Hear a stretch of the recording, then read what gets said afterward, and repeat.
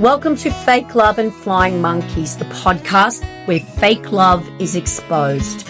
I'm Nova Gibson and I am your host. I'm the principal counsellor at Brighter Outlook Narcissistic Abuse Counselling.com.au. This space is dedicated to helping you reclaim your worth and understand the impact of toxic relationships with suspected narcissists. You deserve clarity, healing, and freedom from the pain of fake love and flying monkeys. So please leave a review and grab a copy of my book, Fake Love, Understanding and Healing from Narcissistic Abuse. Let's uncover the truth and take back your power. Hi, everyone, and welcome to another episode of Fake Love and Flying Monkeys. Let's talk about one of the most confusing, painful, and surreal experiences when you are dealing with a narcissist. And I know there are so many, right? But this one just does your head in every time they do it. They disappear after an argument. They're the ones who are responsible for the argument and probably started it out of nothing. But maybe they've abused you emotionally, gave you the silent treatment, ghosted you, blocked you, all those normal narcissist things, or they've completely shut down on you like you didn't exist. And just when you're starting to breathe again, boom, they pop back in like nothing happened. No apology, no explanation, no accountability, just some random message, a meme perhaps, or a random, hey, stranger, just wondering what you're up to, or an insider joke, or worse, sexual text, like they're picking up right where they left off. And you're left standing there completely disoriented thinking, wait, what? Do they not remember what they did? Are they pretending it didn't happen? Am I crazy for still being upset? No, guys, you are not crazy. You are just dealing with someone who knows exactly what they're doing, but acts like they don't. Let's break this down and talk about why narcissists come back like this and what it really means when they just reappear, pop back into your life out of nowhere with that fake smile and selective amnesia. Now, there's probably a lot more, but here's 10 reasons why they do this. Number one, they don't acknowledge the hurt. Of course they don't. That would mean that they did something wrong, that they were flawed. They don't acknowledge the hurt because they don't care about the hurt. If you're hurt, it's your fault. This one stings, but stay with me. When a narcissist comes back acting like nothing happened, it's not because they forgot. It's because they genuinely don't give a damn about how it impacted you.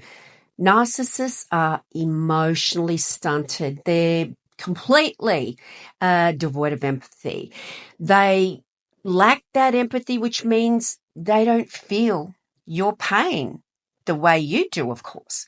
They don't sit with any type of guilt. They don't reflect.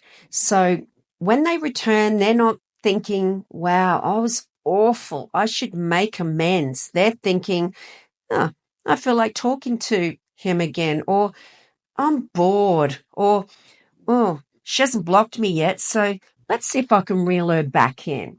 It's that simple and that disturbing. You, meanwhile, are sitting with trauma, confusion, and that emotional whiplash. They're just scrolling their phone.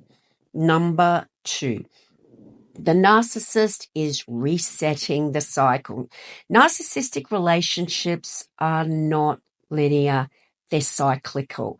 And this cycle has predictable phases.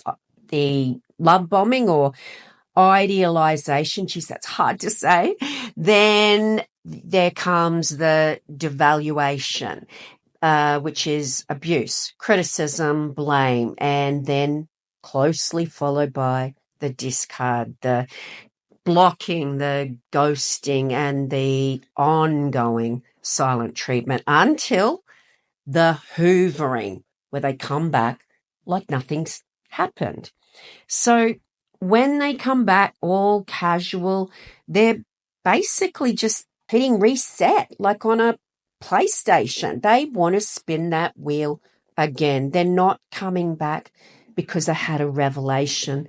They're not coming back because they've grown. They're coming back because they want the cycle to start over with you still playing your part. And the thing is, they often act like nothing's happened on purpose. Why? Because if you go along with it, if you answer, if you engage, they get the message loud and clear. I can treat you like garbage and you'll still let me back in. It's manipulative. It's rehearsed and it works until it doesn't. Number 3, it's a power play. Let's call this what it is, emotional control. When the narcissist disappears, abuses you or blocks you and then returns like they didn't just detonate your nervous system, it's a way to control the narrative. What fight? You're too sensitive. Control your emotional state. They cause chaos, then peace, then chaos again. Control the dynamic. They decide when the connection begins and ends. And every time you let it slide, every time you answer that message or pick up that call, they gain more power. Not because you're weak, but because you're trauma bonded. You want answers. You want peace. You want resolution. You want an end to the horrible withdrawal. They want control. Number 4, they're testing the waters. Am I still in control here? Here's something sneaky most survivors miss. Sometimes when the narcissist reaches out, they don't even want to reconnect. They're just testing you. Have you moved on? Are you still angry? Are you still available? Can they still press your buttons? They might send a meme, a flirty message, just checking in, but behind that is an agenda. They're collecting data. Things like, how strong is she now? Will she still jump when I text? Can I still throw her off balance? If you respond warmly, they know they've still got access. If you respond with anger, that's still attention and they feed off it. If you ignore them, well, that's when they start panicking or raging, more like it. Number 5. Narcissists do not like loose ends. You might think it's over. You might think, well, that's it. I'm done. I've blocked him. I didn't respond. But narcissists don't do well with endings they don't control. If you walk away, go no contact, or stop playing their game, they will often circle back. Not because they miss you, but because they don't like losing. You ending things on your turn, that bruises their ego. So they might just come back super sweet, pretending it's all water under the bridge because, after all, whatever happened, which you have no idea about, was your fault. So they come back like nothing's happened. And they do this just so they can discard you again on their terms this time. Twisted? Yes. Common? Absolutely. Number 6. They want something. Sometimes it's not that deep. They may come back because they want something like sex, validation, favors, money, a place to stay. The last soulmate might have kicked them out. Someone to make their ex jealous. Narcissists use people. They see people as tools. They are replaceable. They do not see them as equals. They pick you up when they need something, and when they're done, they drop you. You're not a person to them. You're a function. So if they're being nice, all of a sudden, it's worth asking, what do you want? Spoiler, it's not your well-being. Number 7, they think you've forgotten too. Ever noticed how they act shocked when you bring up the abuse? You say, how can you just message me after the way you treated me? And they say something like, oh, are you still on about that? Crikey, let it go. That was days ago. Stop living in the past. This isn't just gaslighting, guys. It's deliberate minimization. They want to make you feel crazy, bitter, over dramatic. Why? Because if they can convince you that you're the problem for remembering the abuse, then they never have to take responsibility for causing it. And unfortunately, this tactic can work, especially if you're trauma bonded, exhausted, or just desperate for peace. You start wondering, am I making a big deal out of nothing? No, you're not. They're just pretending you are. Number 8, they hate accountability and conflict when it's about them. Ironically, narcissists can dish out endless criticism, rage, and blame. Funny that. But when the spotlight's on them, they vanish. We call this hypocrisy 101. They block you. They ignore your texts. They stonewall and ghost you. Why? Because being called out threatens that very fragile self-image. Then, once the dust has settled, or they assume it has, they'll come back once they think it's safe, meaning they hope you're too tired to bring it up again.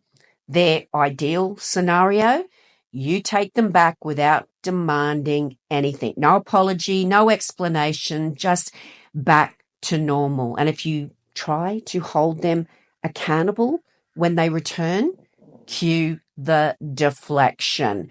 Why the hell are you always so negative? I thought we moved past this. I don't want to argue.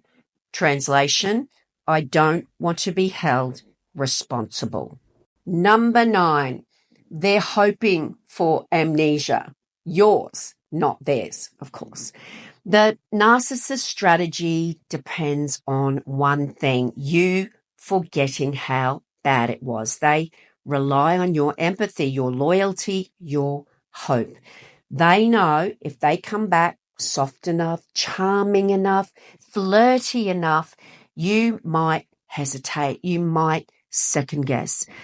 They want you to miss the good times, in inverted commas, and downplay the bad. They want to rewrite history. They want to rewrite the story. It wasn't that bad. I was just having a rough day, or we're just passionate people. It's emotional manipulation, guys, dressed up as reconciliation. And if you go along with it, you're effectively co-signing the erasure of your own pain. Number 10, they're hoping you've been isolated. One of the scariest parts of narcissistic abuse is how alone it can make you feel. Narcissists are masters at isolating their victims from friends, family, even yourself. So when they come back after treating you like dirt, they're often counting on the fact that you have no one to talk to. You're questioning your own reality. You're still craving their validation. You're scared to be alone. And that's exactly when they swoop in, acting like nothing happened. It's not a romantic reunion. It is strategic timing. So what do you do when they come back like nothing's happened?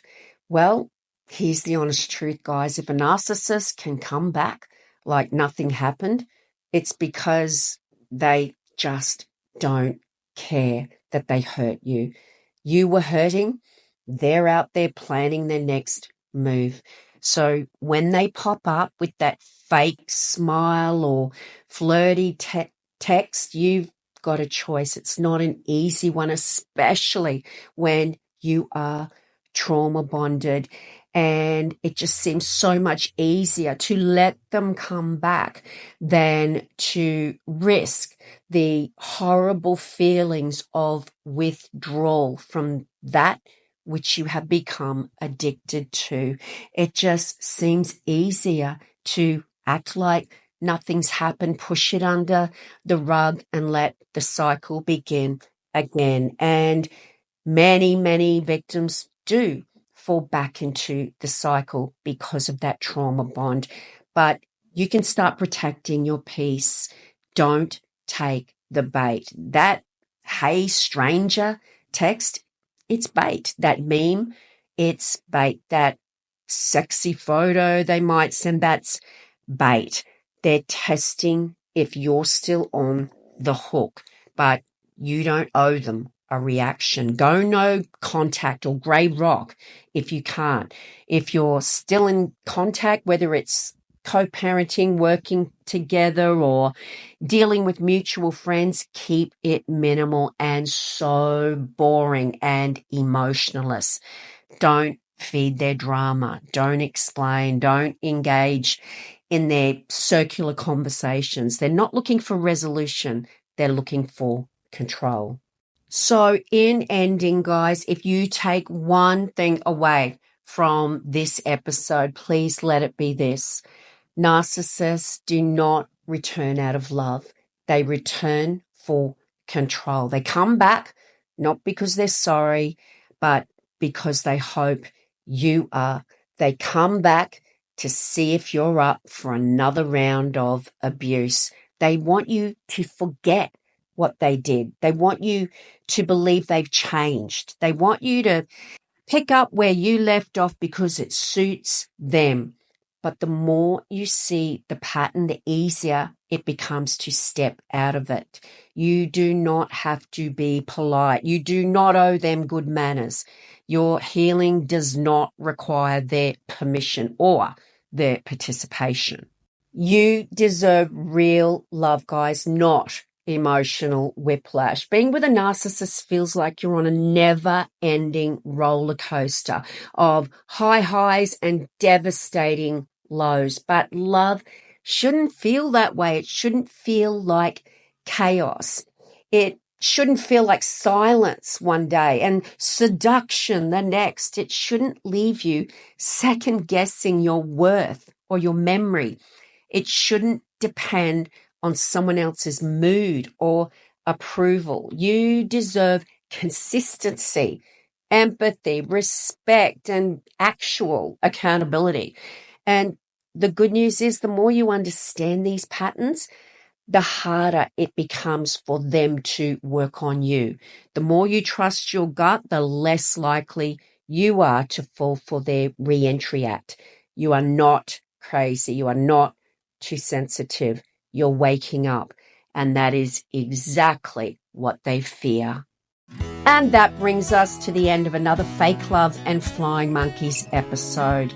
Yes, guys, the narcissist does this because they can. They know they've manipulated you into being trauma bonded, and they leave you for just the right amount of time to marinate in your pain so that you'll be grateful they come back so that that horrible pain ends. It's sadistic. Now, if you would like to have support online from myself in your narcissistic abuse recovery, please see my website link in the description, guys. And if you'd like to support the channel, please share, let other people know that this podcast exists, and leave a rating and a review. That's the best thing you can do to help it in that horrible old algorithm.